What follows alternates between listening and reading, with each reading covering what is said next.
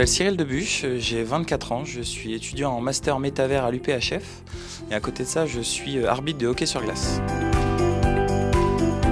Alors ma passion pour le hockey, ça a débuté quand j'étais très jeune, jeune. J'ai commencé à patiner dès que j'avais 3 ans, j'apprenais à patiner quasiment en même temps que je marchais, suite à mon père qui a fait du hockey sur glace aussi.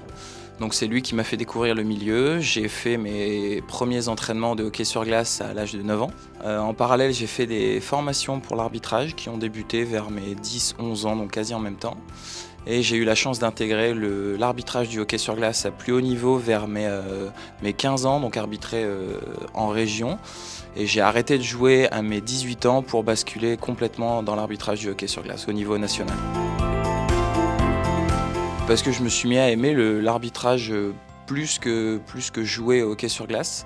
Et ça m'a donné des belles opportunités et je ne regrette pas mon choix aujourd'hui. On a la chance de voir des gros matchs, des matchs où il y a des patinoires remplies, où il y a énormément d'ambiance. On découvre le hockey à un tout autre niveau, parce qu'on n'a pas forcément l'occasion d'avoir des aussi gros matchs quand on est joueur.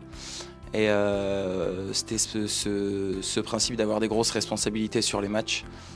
Ça amène une pression sur la glace qui me stimule beaucoup, j'adore ça. Alors, on n'a pas vraiment d'entraînement en soi, si ce n'est l'entraînement personnel. On va courir, on entretient le cardio, on va à la salle si on peut.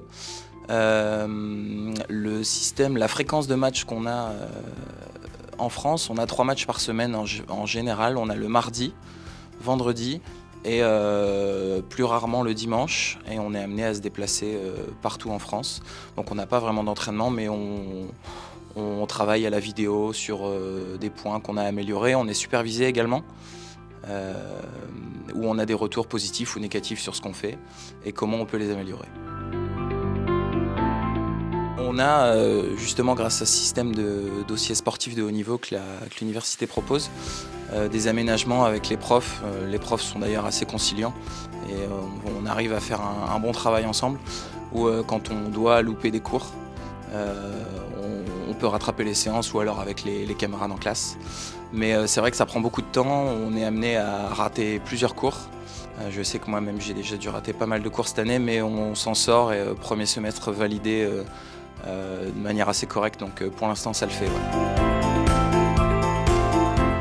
Ouais, je me souviens d'un match, je pense que c'était en 2015 ou 2016, j'étais joueur encore avec l'équipe de Valenciennes, c'était mes premières années en senior, je devais avoir 16 ans ou 17 ans. En Coupe de France, on a joué contre l'équipe de Rouen, qui est une des principales équipes en France.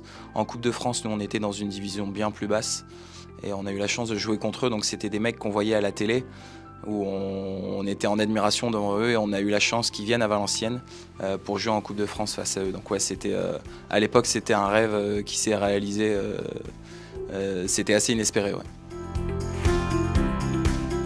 De s'accrocher parce que c'est un sport qui est assez exigeant, mentalement, physiquement.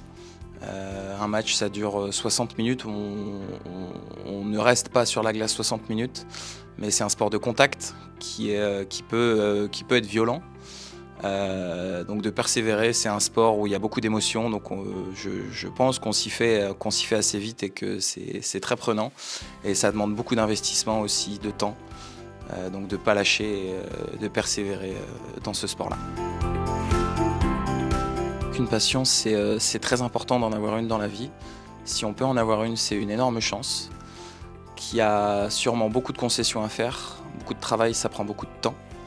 Mais au-delà du milieu professionnel, scolaire qu'on peut avoir dans nos jeunes âges, je pense que ça permet de se détacher de ça, de prendre du plaisir sur une activité extrascolaire et que ça amène à découvrir de belles choses et surtout de nouvelles personnes aussi.